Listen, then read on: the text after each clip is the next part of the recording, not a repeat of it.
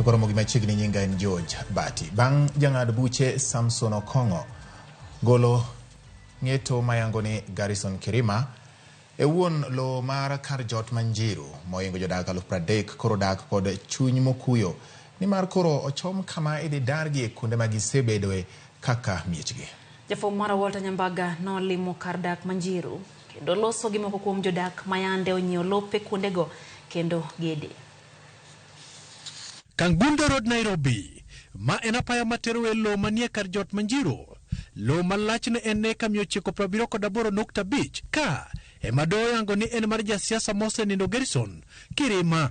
Gima no miyo wari mama ng'engo to ko bi wacho kochakore nyoro wadwa dhi kanye idwano golwa ka gima wan wanjo dhano.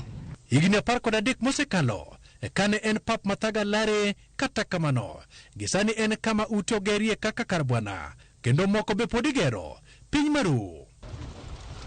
Kata odoko ni gedo metni kamano ute kod mwandu maka nyalo bedo kayem nono bang' ng'eto mar do manyogol kod jang'ad buche Samson Okongo moyango ni Samson Kirima wuon lo yie man kod obok mopodhi ng'eto mobuogo jok mosebedo kodak e puodho no.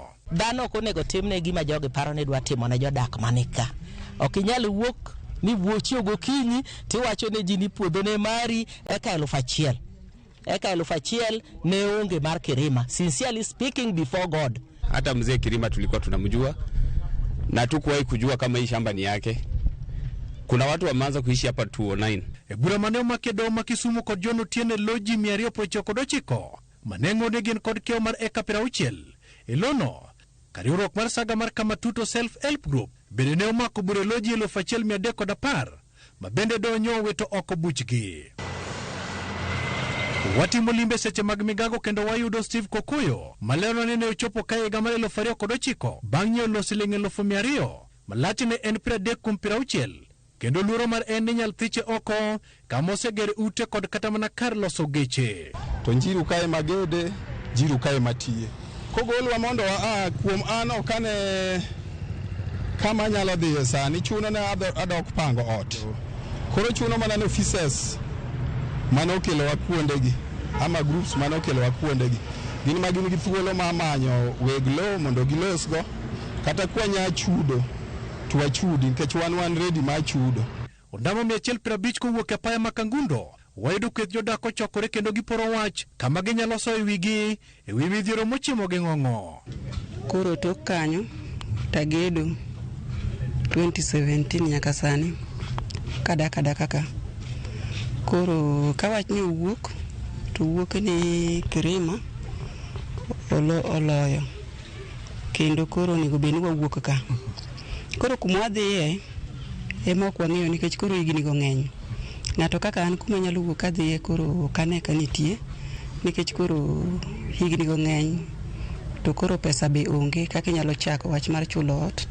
Mwenyewe alishindwa kupata hii shamba akiwa hai na alishindwa kupeana hiyo title deed genuine kama Kirima sababu alikufa juzi. Watoto wake wamepata hiyo haki ya kupata hiyo title deed yenye alisinda baba yao wapi. Moingo kanisa par kod achiel kod sikunde mania luora mar Kirima kod Njiru momakore kod lo man kod achiedh nadeno bende odong kod kibaji. An kaka abiro ka 2011 to kanisa be wan go ka to wan gi kanisa achiel. Kanisa ni mag Legion Maria e pao ni wan go kanisa ni 4 to king'ado choka kucho bentie kanisa achiel mago kanisa ni 5 mag Legion.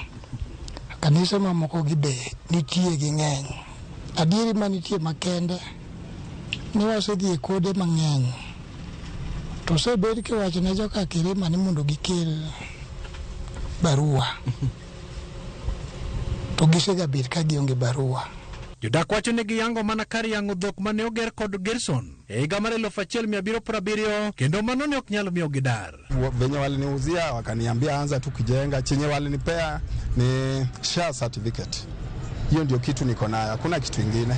Gikwayo mondo serikali odonjere wachno mar kelo thik.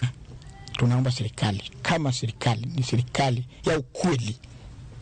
Kama mtu hana kitu for 13 years isikuwe jana ilipatikana kesi kamuliwa tunatoka. Kama tunatoka watupe mali ya kwenda waende watujengwe huko tukae.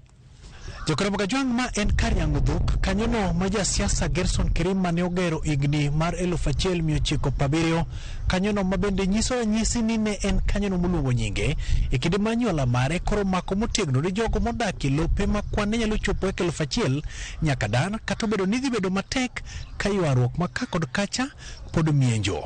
Walter Nyambaga, Ramogi TV, Nairobi. Kwa Nairobi wadhi nyaka Baringo Nyakoramogajwang kama